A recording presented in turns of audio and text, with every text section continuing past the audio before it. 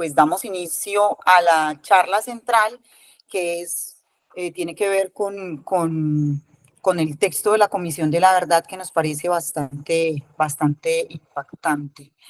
Carlos Ariel Miranda, pues es magíster en Historia de la Universidad del Valle.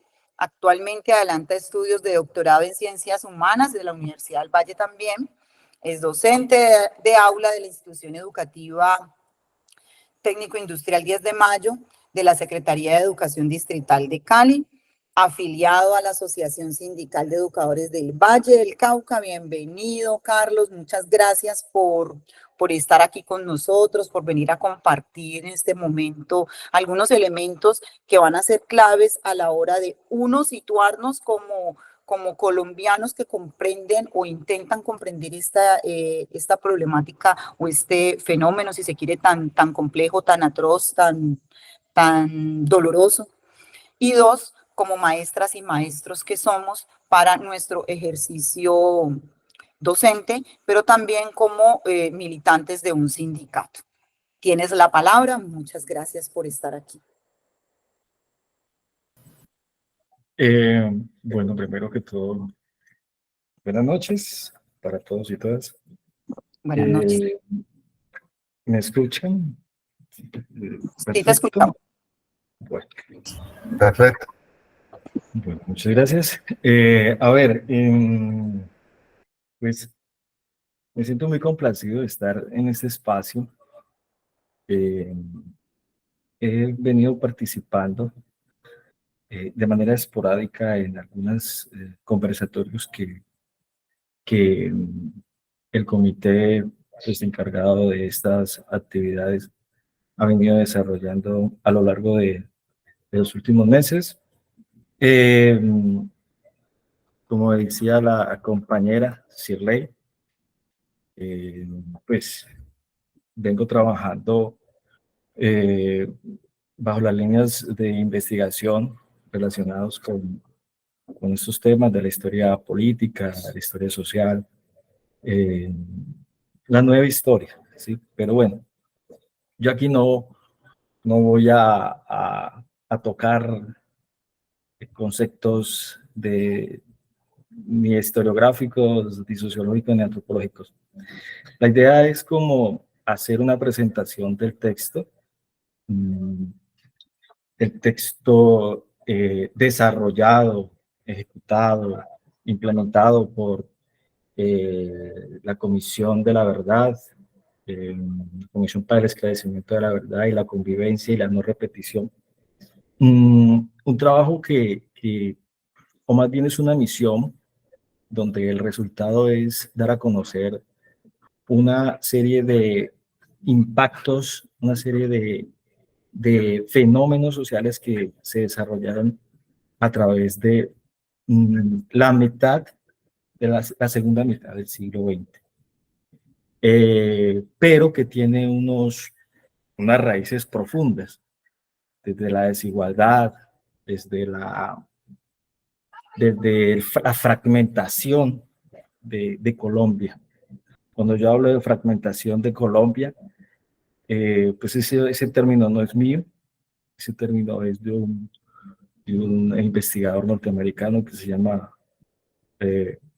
Frank Safford, el cual plantea la división de Colombia a través de una fragmentación social.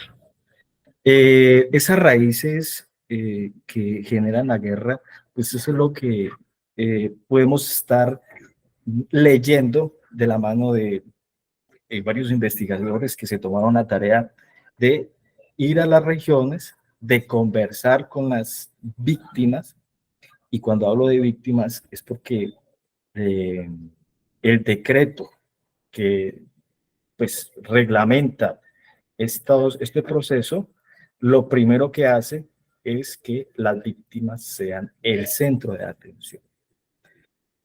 No la objetivización del problema, es la subjetivización de la atención de una situación que no se ha resuelto y que por ese,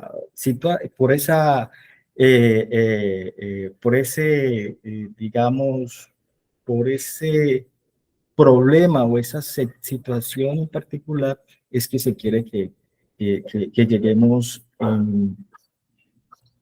como nuevos ciudadanos. Bueno, y el término nueva ciudadanía, pues tampoco es mío. Es un término que se ha venido acuñando también dentro de la sociología y más que todo sobre la pedagogía. Entonces, esa nueva ciudadanía es lo que se quiere lograr con todo este cuento, hablándolo en términos más precisos.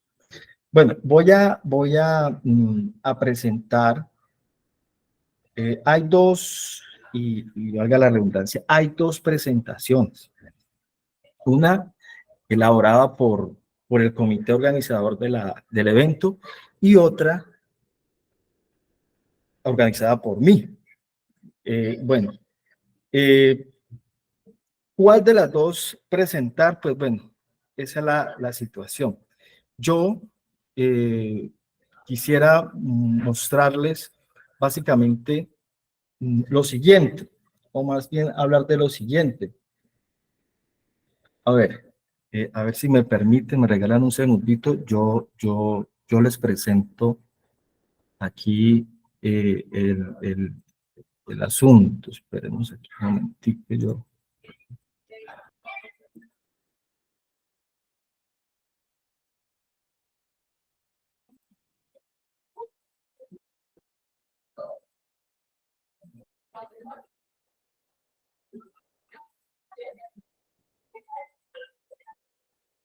Esperemos, regálenme un segundito aquí que se me perdió las diapositivas.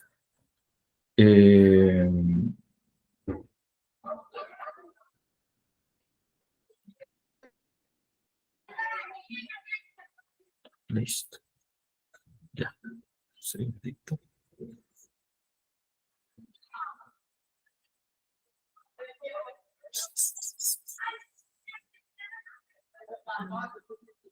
No me la está mostrando. ¿Por qué? ¿Por qué no me las está mostrando? Mm.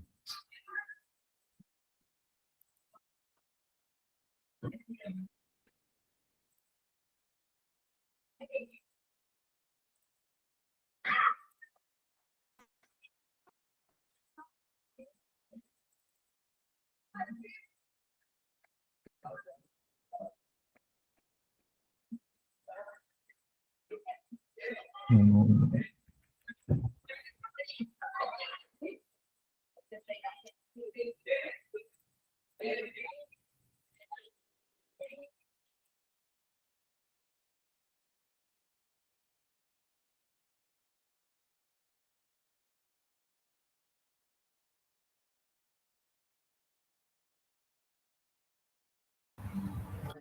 Ahora aprovechemos este momento mientras Carlos soluciona el problema de las diapositivas para llenar el formulario de asistencia. Le agradecemos mucho.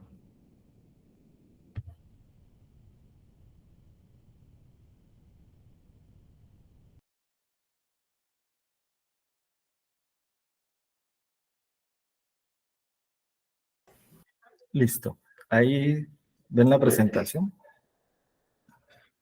Sí la vemos, Carlos. Listo, perfecto.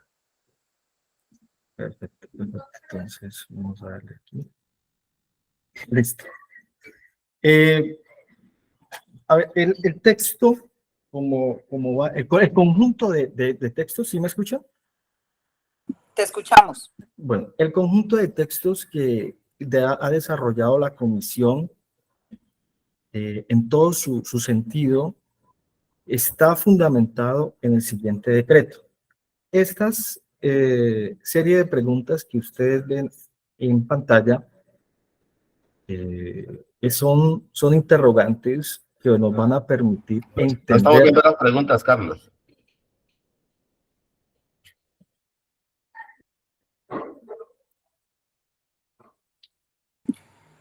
Solo vemos la primera diapositiva. Ya también.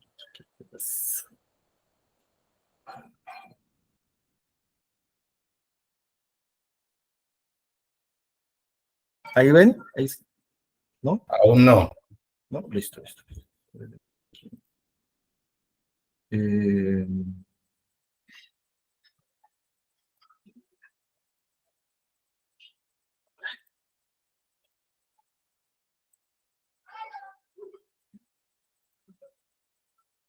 ¿Ahí? Tampoco. ¿No se mueven? No. No, nada.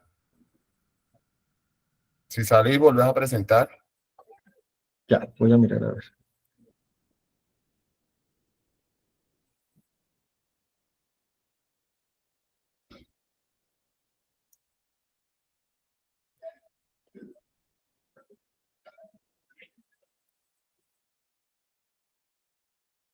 ¿Listo? En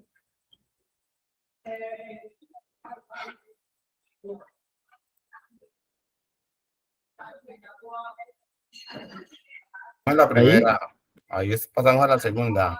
Listo, listo, listo. Ok. Ahí. Ahí ya están las preguntas. Listo, listo. Ahí está. Estas son las preguntas que logré extraer del documento el cual la comisión propone. El texto, suplir la guerra y rehacer la vida. 2 puntos, impactos, afrontamientos y resistencias. De la Comisión para el Esclarecimiento de la Verdad, la convivencia y la no repetición. El texto propone en sus primeras 150 páginas, oír. Y esto es importante para comprender un poco el contexto de lo que voy a desarrollar aquí.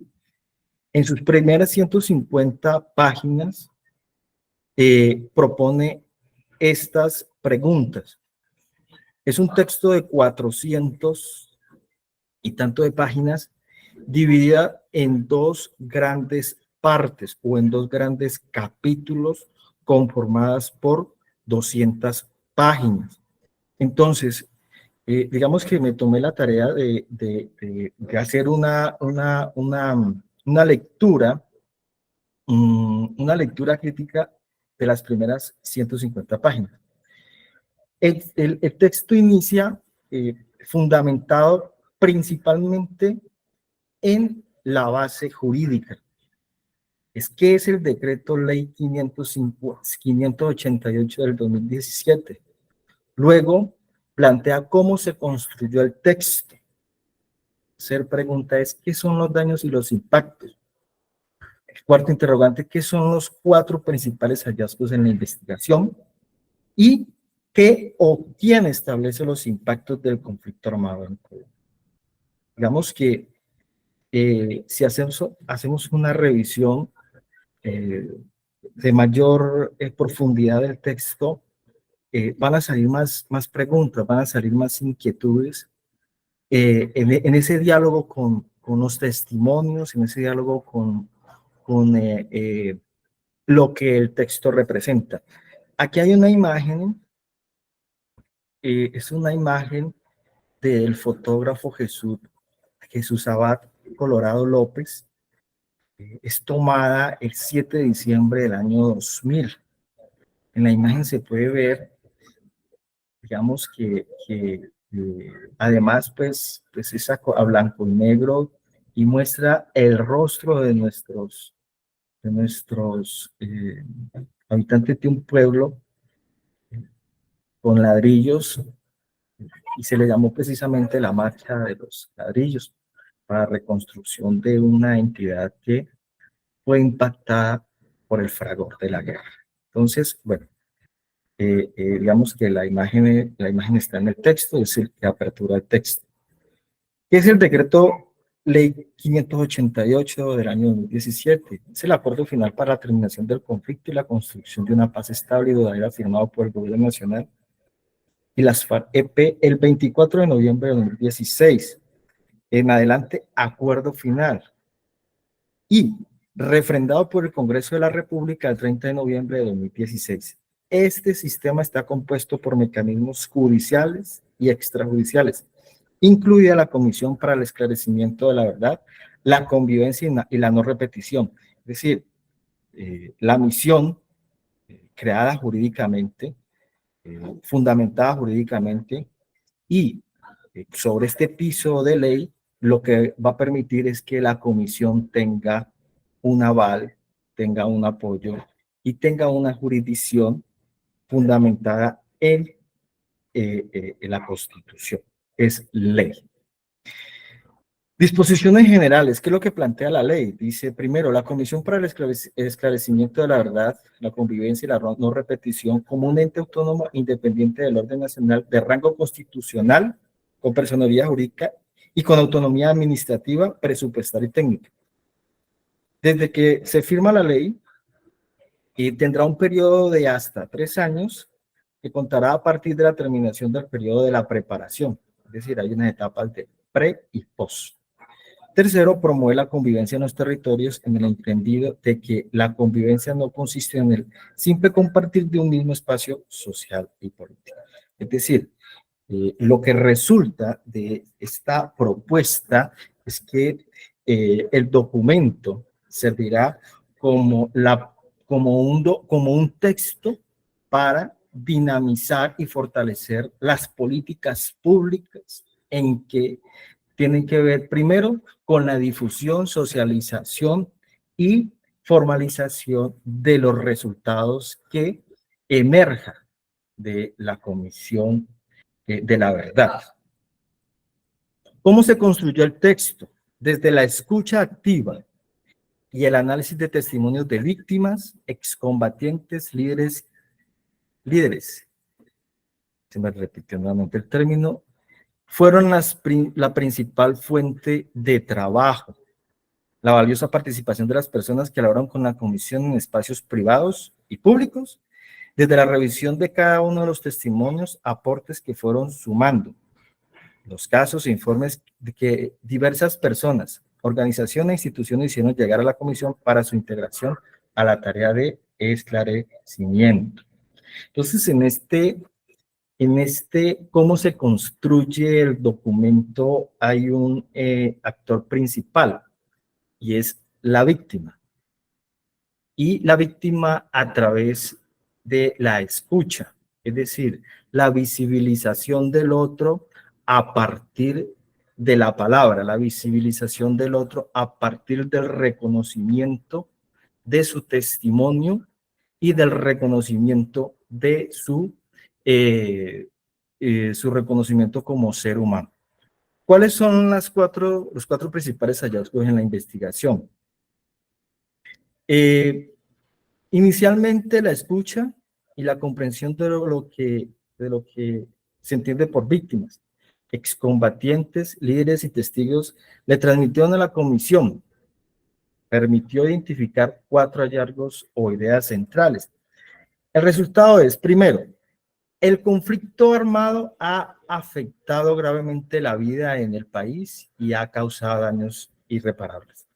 Sucede que durante el proceso de entrevistas, el proceso de recuperación de los testimonios de las víctimas, la comisión halló 4 elementos. Uno es que la vida ha sido gravemente afectada, por eso la tengo aquí subrayada, ¿sí? Ha sido afectada, ha sido impactada durante el conflicto social y armado en el país. El segundo hallazgo dice la continuidad y la degradación del conflicto armado y el consiguiente uso de mecanismos de horror han implicado y perpetuado los daños e impactos, subrayado, causando graves sufrimientos. Aquí entra un elemento que es el emocional. Las entrevistas reflejan eso. ¿De qué manera la guerra ha impactado mi salud mental y de qué manera esa salud mental difícilmente, en ciertos casos, no se ha recuperado? 3. La constante desprotección por parte del Estado de las poblaciones sometidas al conflicto armado se ha expresado en su falta de actuación o en su presencia débil o selectiva, lo que ha agravado los impactos negativos y disminuido el ejercicio. El subrayado dice la garantía de sus derechos económicos, sociales, culturales y sanitarios. Aquí entra un concepto y una definición del conflicto en este tercer punto. Es el Estado. El Estado como institución, el Estado como gran dinamizador de las políticas, pero no ha sido garante de los derechos económicos, sociales, culturales y ambientales de las poblaciones. Lo que se entiende que hay una falta de Estado, valga la redundancia, una falta de Estados en ciertos territorios de Colombia que hace que lo suplan otros actores, ¿sí? Dentro de la guerra. El cuarto hallazgo, muchas personas, familias, comunidades y organizaciones sociales han sido capaces de crear y desarrollar mecanismos para resistir al conflicto armado y reconstruir su tejido social y reconfigurar su proyecto de vida en medio del sufrimiento humano y social. Entonces, aquí entra lo emocional, y lo emocional dentro del yo, pero lo emocional también compartido, es decir, desde lo colectivo, desde mi comunidad, pero esa comunidad a la cual fue impactado por el fragor de la guerra, pues ha procurado por dinamizar sus carencias a partir de procesos y en organizaciones sociales. Sí, por ahí escucho, no sé. Sí, Heriberto ha levantado la mano. Heriberto, cuéntanos. ¿Sí? Heriberto. El compañero Heriberto Pozo Castillo. No, disculpen, no, metí mal Ah, el dedo. Ahora más tarde. Qué pena. Tranquilo. Ok, dale. Ya.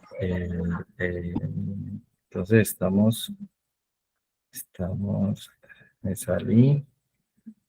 ¿Sí se están viendo allí? Sí,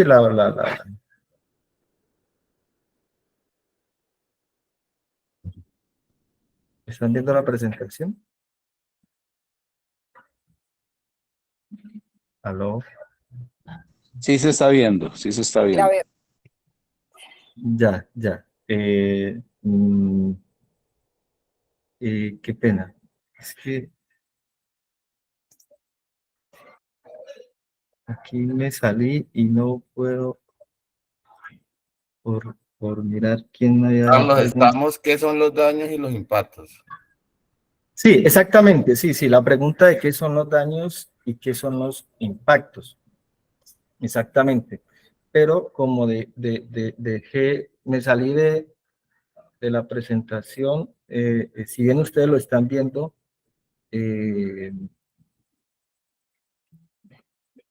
no se está moviendo, ¿cierto? No. No, Carlos. No. Ya listo, espérenme, regálenme un segundito.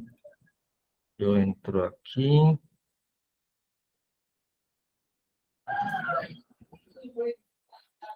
Ay, por Dios,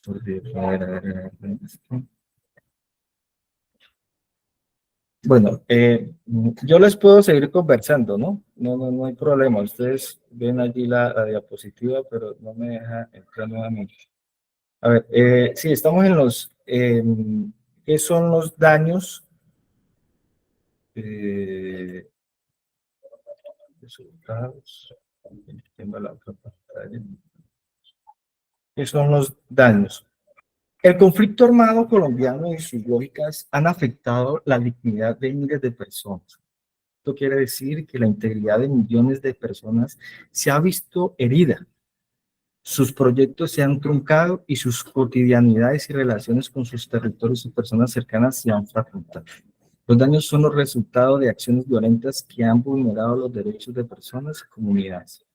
Esto es una cita de un texto también muy bonito del Centro Nacional de Memoria Histórica que fue redactado y publicado en el 2018 con el título de Daños, análisis del impacto del conflicto armado.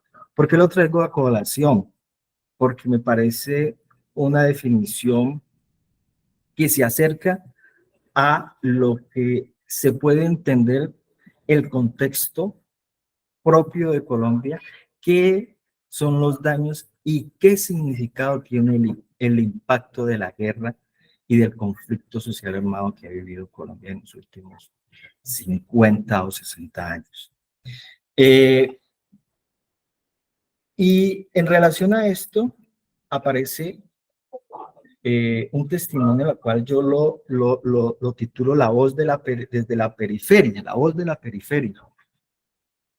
Hay un testimonio de un médico, dice: el médico Gainer fue desaparecido 7 días después de atender a un joven campesino de 37 años. Era esposo, el médico, esposo y padre de 3 hijos. Su hermana encontró sus restos en el 2011.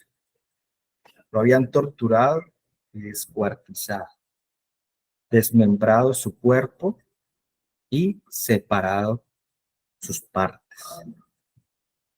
La desaparición forzada de más de 80 personas se multiplicó de diferentes formas de sufrimiento para los familiares. Es decir, el cuerpo, aquí hay una situación, me gustaría comentar algo. Sucede que la guerra en Colombia ha tenido unas transformaciones. Si bien la guerra del siglo XIX se enfrentaban bandos,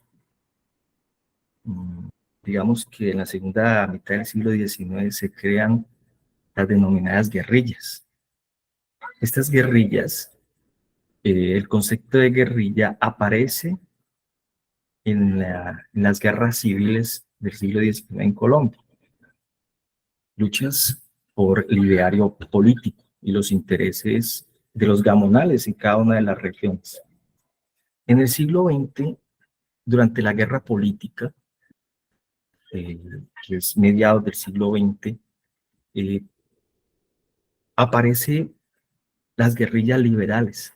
Primero las conservadoras, en el siglo XIX, y las liberales en el siglo XX, se conforman. Una de esas guerrillas lideradas por Guadalupe Salcedo, un líder carismático de las pertenecientes del territorio hacia Boyacá y los llanos orientales, donde él apareció. Pero dentro de la guerra política, dentro del conflicto político, la violencia política, como lo plantea Falsborda, la violencia política en Colombia, el cuerpo también era sujeto de violencia. El cuerpo también fue sujeto simbólicamente fue un espacio donde le decían a su contrincante: ojo que te voy a hacer lo mismo, ¿sí? Y aparece el cuerpo como espacio de guerra, no ha desaparecido dentro del escenario de guerra de la violencia que ha vivido Colombia. Y pues bueno, digamos que este es uno de los testimonios que lo resalté porque me parece que es bastante complejo. Y siguiendo en esta línea, dice: en las zonas del conflicto armado al interior de los municipios, centenares de personas comenzaron a preguntarse diariamente por la suerte de sus seres queridos, mientras escuchaban relatos sobre cómo desmembraban, torturaban y arrojaban los cuerpos desde los cuerpos a los ríos, ¿no?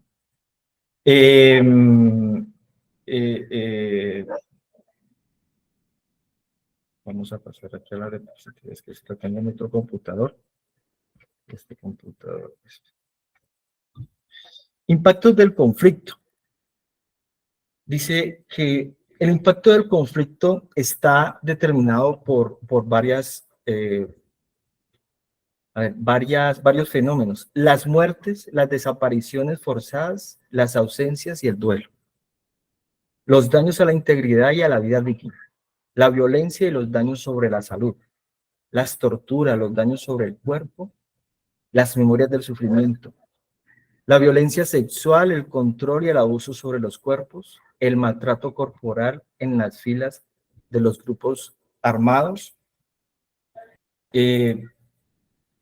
las muertes, las desapariciones. A ver, es que yo no sé por aquí.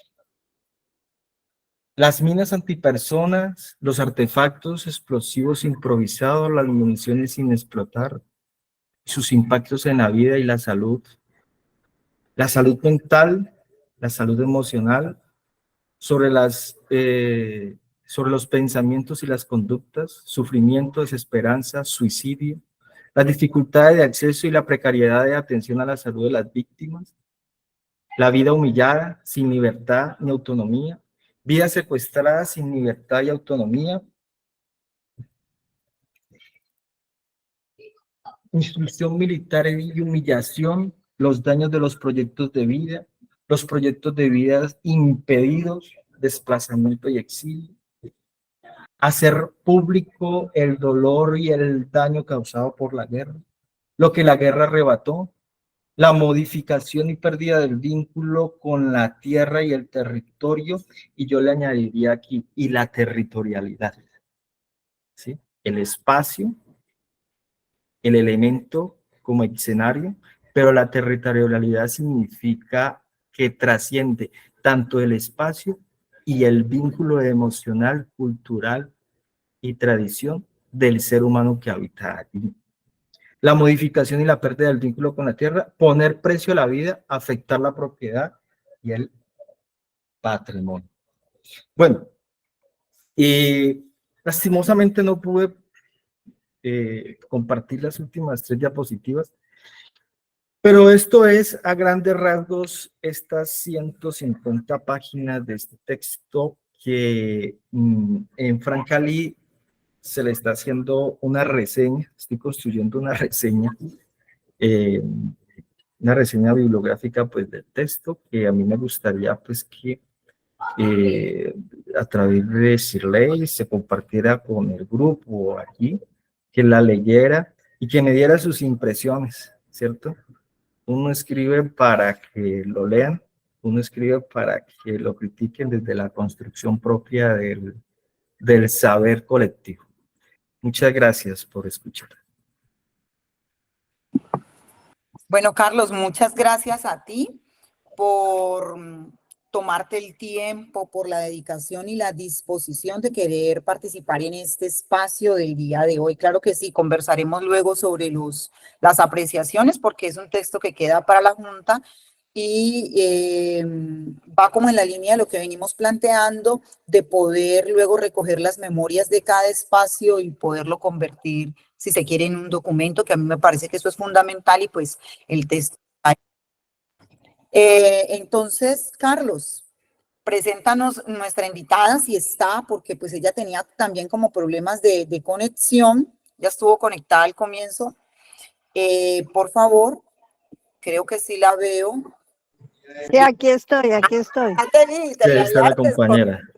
Entonces, Carlos, presenta con la compañera que nos va a conversar. Voy a contextualizar un poquito, Olga, si me lo permites. A ver, la compañera Olga, la que, bueno, que nos honra su honor de que nos converse el día de hoy en Palabreando, es una colaboración de una propuesta que se llama Café Parlante.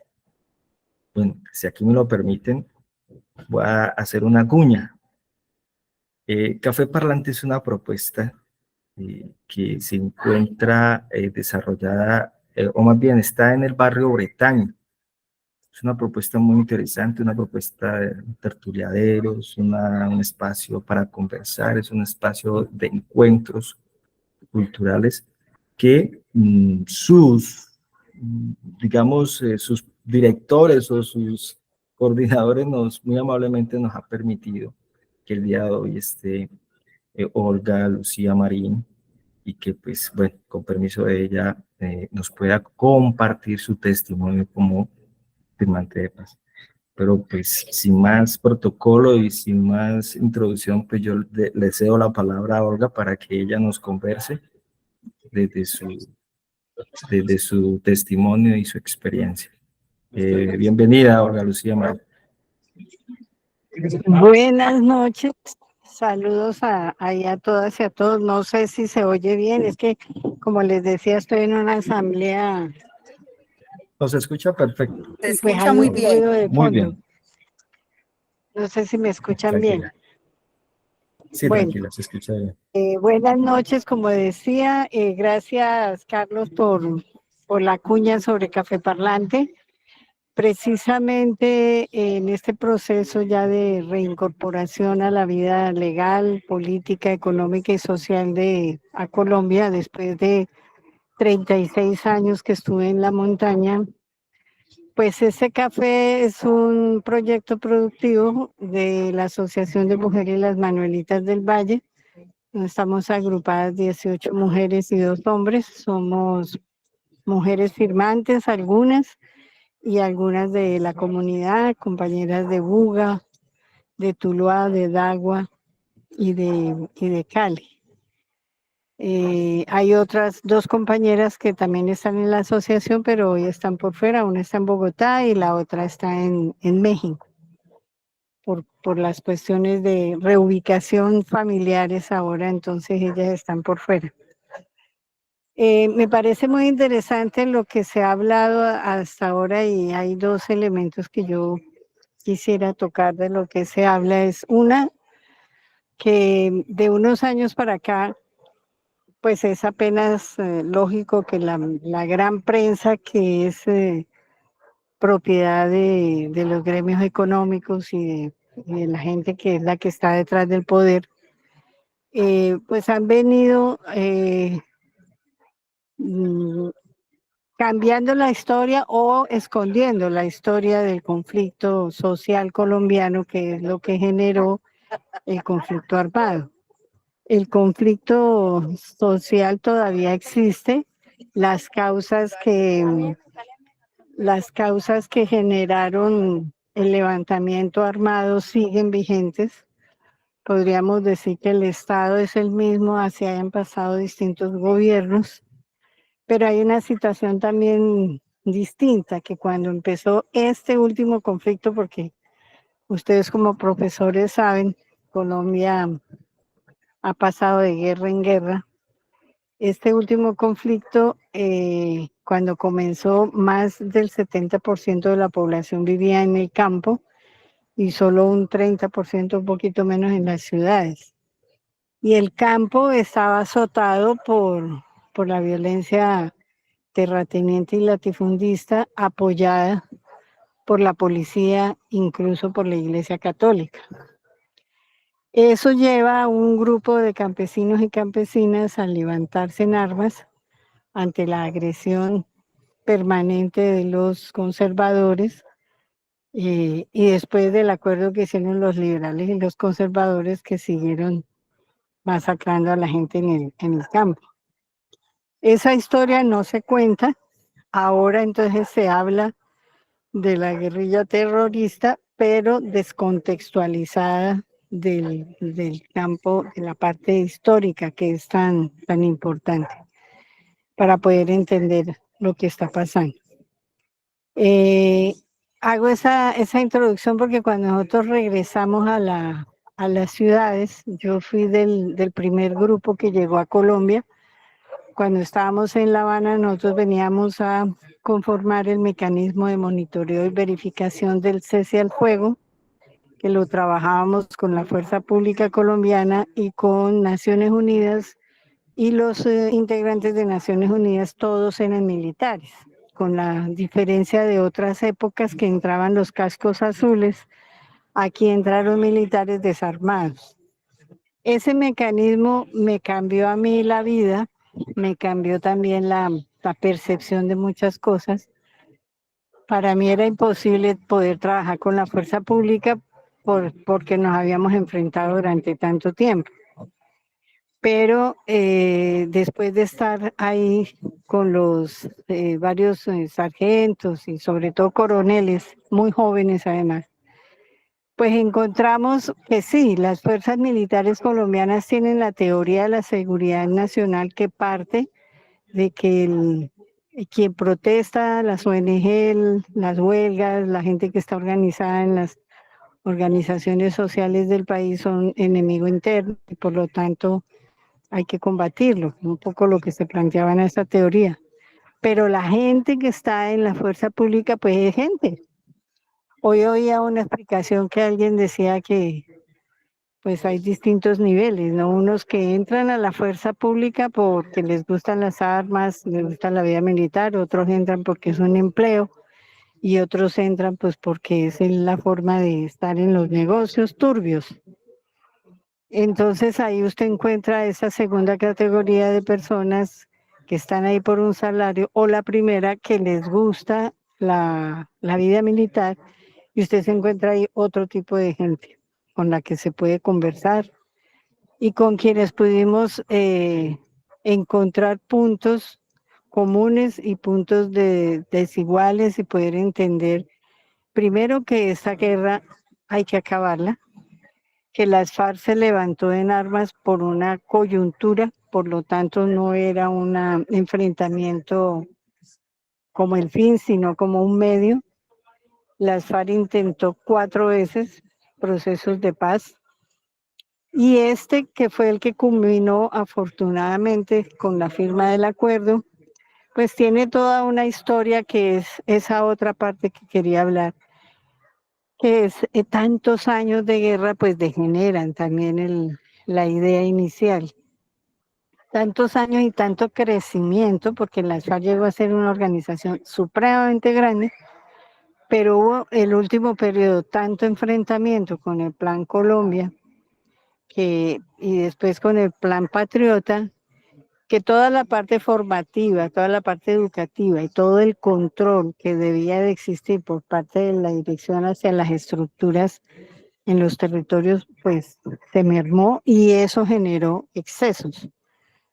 Por eso la gente nuestra ha ido en la comparecencia a la JEP y a los llamados que hizo la Comisión de la Verdad a contar las cosas que ha pasado y a reconocer que hubo errores y hubo errores muy graves, que no tienen que ver con la concepción revolucionaria de la organización.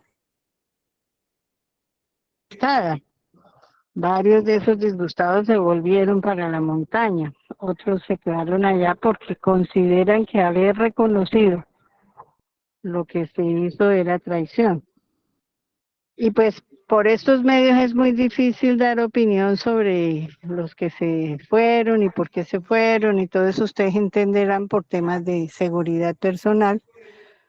Pero lo cierto es que la gran mayoría que nos quedamos en el proceso, unos militando en el Partido Comunes, otros militando de otras maneras, otros no militando, pues simplemente hemos querido cumplir con lo que nos comprometimos al hacer la dejación de armas y firmar los documentos de reincorporación y creemos que este momento histórico de Colombia no puede seguir en guerra, porque la guerra en todos lados es mala, pero cuando la hacen los pueblos, entonces es más mala, según como la ven, porque las guerras que desarrolla el imperialismo, esas sí no son tan malas.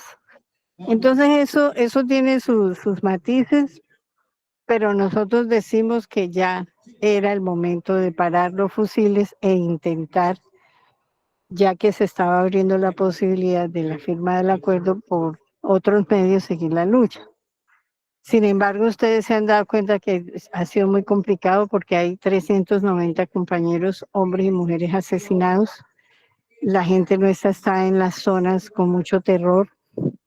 Ustedes ven que están matando gente que uno dice, pero ¿por qué matan a una fulano? ¿Por qué al otro? Si ese estaba en una cooperativa, si estaba en la finca con su papá y su mamá, si el otro pero también hay muchos, desafortunadamente, que han estado metidos por ahí en enredos y otros borrachos y bueno.